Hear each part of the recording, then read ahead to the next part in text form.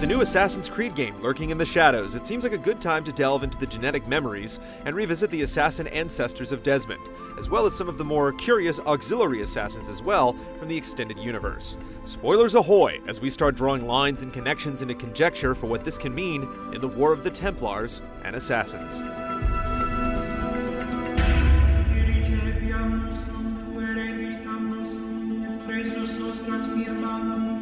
Though the seeds of his elusive order were sown long before his time, there was no man quite as instrumental in watering its prosperous roots with blood as Altair. An impetuous killer trained in the deadly arts since birth, he bore the hallowed rank of Master Assassin until a failed campaign against the Templars stripped him of his pride and title. To restore his honor, the assassin was tasked with eliminating 9 corrupt individuals in the Holy Land, and in doing so, discovered that the true source of corruption was none other than the leader of his order himself, Al-Mualim. After a dramatic confrontation resulting in the execution of his former master, a humbled Altair assumed the rank of mentor, determined to change the course of mankind for the better. And though his tale ends in the musty corridors of his native Masyaf, his legacy endures in the sprawling branches of his order, bearing fruit in both the old world and the new.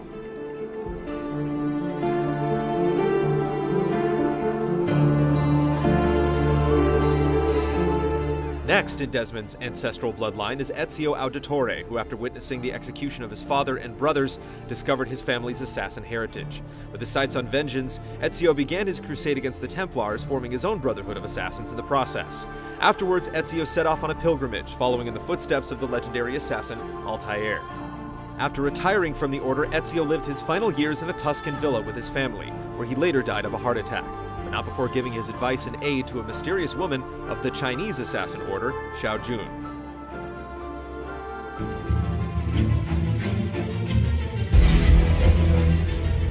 Haytham Kenway came as a surprise in the beginning of Assassin's Creed 3, especially upon learning that he was aligned with the Templars. After learning of his assassin father, Haytham had been trained and inducted into the Templar Order by family friend Reginald Birch.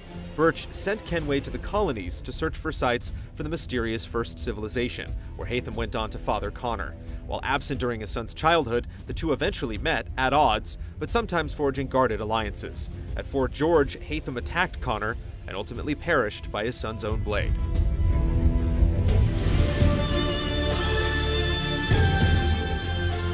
A Native American assassin, he was tasked with taking down both his father and the notorious Templar Charles Lee. Ultimately, the struggle between the Templars and Assassins during the American Revolutionary War took a heavy toll on Connor. The Templars murdered his mother, and Connor was forced to take his own father's life. After the passing of his mentor, Achilles, Connor set out to bring freedom to others in the New World, and the last ancestor whose memories Desmond would live.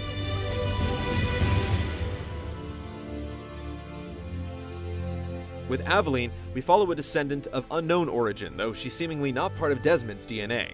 Aveline grew up in New Orleans, where she was freed upon slavery from birth by her father. As a young girl, her mother vanished in broad daylight, and she was recruited into the order as an agent of freedom and a thorn to the Templars in the region as well as in Chichen Itza. She also crossed paths with Connor in New York before confronting her stepmother, Madeleine Delisle, the clandestine head of the New Orleans Templars. Her animus simulation was released by Abstergo, though the exact details are murky.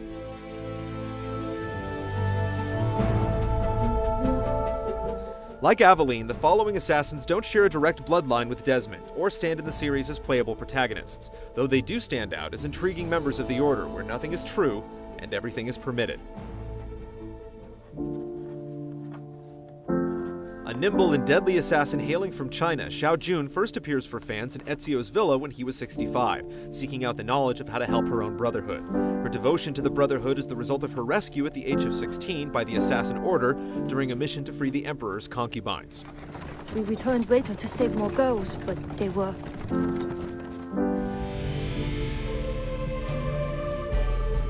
Best known as Connor's mentor in Assassin's Creed 3, Achilles was a master assassin during the French and Indian War. Recruited to the Order in the mid-1730s and eventually rising to become a mentor in 1746, Achilles led the fight against Templars until a trap nearly wiped out the Order in 1763. The Templars allowed Achilles to live at his homestead in the frontier, assuming he would be no further trouble.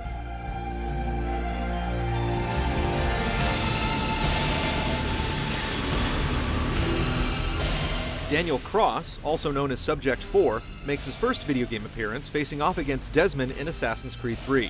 Though a Templar agent in the present day, his descendant, Nikolai Orlov, was a late 19th century Russian assassin who sought the Staff of Eden to keep it from Templar hands. Their journeys bleed together with various consequences and can be read about further in the comic book series The Fall.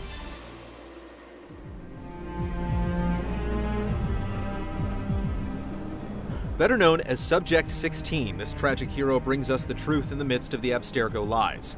Before completely succumbing to the madness of being in the Animus too long, he uploaded his personality and information into the system for the next person to learn from. What? Ah! Oh, I thought you knew. Lucy.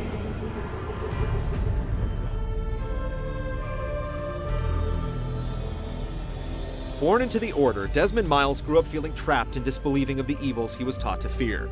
Running away from the farm, an assassin's refuge at 16, he managed to stay outside the war between Templars and Assassins until he was captured in September 2012 by Abstergo and thrown into the Animus to see what could be gleaned from his DNA. From that point on, his life was filled with memories, hidden messages, escapes, betrayals, friendships, and revelations. Those who came before the first civilization spoke directly to Desmond through his descendants. Their goal and hope was to prevent the destruction of the world. Desmond's journey ended with his decision to sacrifice himself in order to prevent just that. But now we wait to learn at what ultimate cost. The Creed has been a rich pageantry of historical fiction and contemporary frame stories, fused together with science fiction and otherworldly illusions. With Desmond gone, where will the next game take us, both in the past and in the present?